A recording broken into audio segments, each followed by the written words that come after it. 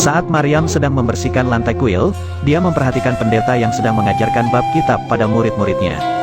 Mereka tampak kesulitan untuk menghafal bab kitab dan menyuruh Maryam untuk menjawab hafalan kitab tersebut, sembari mengolok-olok dan menjadi bahan candaan murid-murid itu.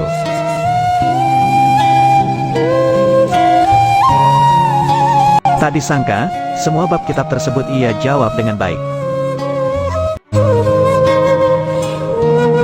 Semua pendeta dan murid-murid itu tampak terkejut mendengar jawaban Maryam, dan menanyakan dari mana semua itu ia pelajari. Maryam menjelaskan jika semua itu diajarkan oleh Zakaria tentang prinsip dan hukum agama. Malam harinya pun Maryam terus berdoa kepada Allah, agar selalu menjaga orang-orang yang ia sayangi dan meminta karunia keselamatan untuk mereka. Di sisi lain, terlihat Ibunda Maryam mendatangi tembok ratapan untuk berdoa kepada Allah, yang membuat para pendeta kuil mencemooh perbuatannya itu.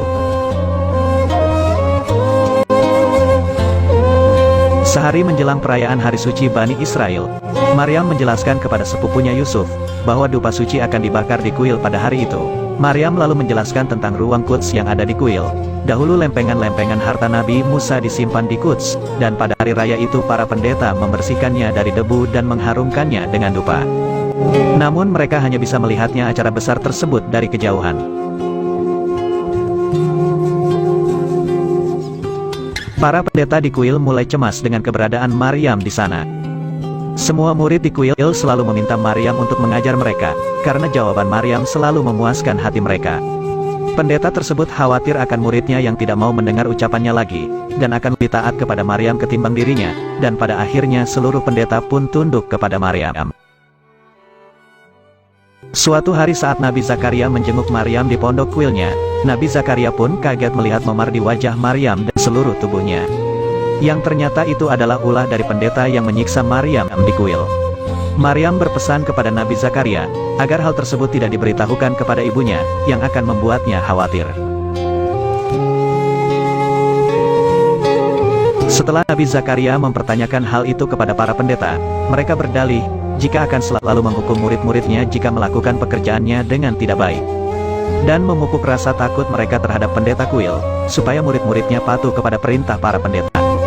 Setiap murid harus merasakan kepedihan, amarah, dan kebencian, untuk menyadarkan manusia agar tetap bisa menjalani hidup.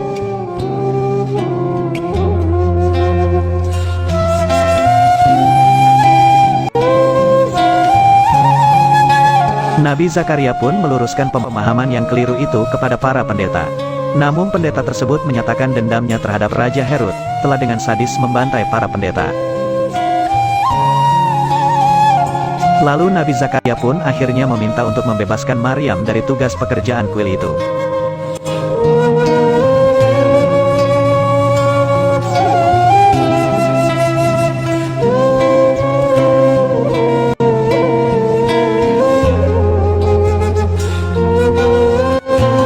Tak berselang lama setelah itu, diperlihatkan Ibunda Maryam yang sedang sakit, karena selalu memikirkan dan menahan rindu terhadap anaknya. Hingga ia pun pergi ke kuil untuk melihat anaknya dari kejauhan.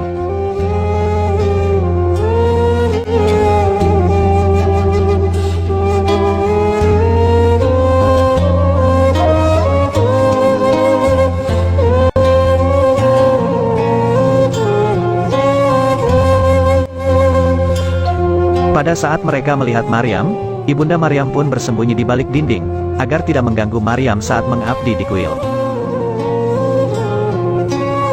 Namun istri Nabi Zakaria kasihan melihat Ibunda Maryam itu, lalu ia pun memanggil Maryam agar mendatangi mereka. Saat istri Nabi Zakaria berbicara dengan Maryam dan menanyakan kabar darinya, Maryam mengungkapkan sangat mengkhawatirkan ibundanya itu. Dan Maryam merasa sangat kesepian saat itu. Sontak Ibunda Maryam yang masih bersembunyi di balik tembok kuil itu, menangis mendengarkan ungkapan hati dari Maryam. Dan mengatakan jika dia telah tenang bisa melihat dan mendengar Maryam, dan hal tersebut menjadi obat penawar bagi sakitnya itu.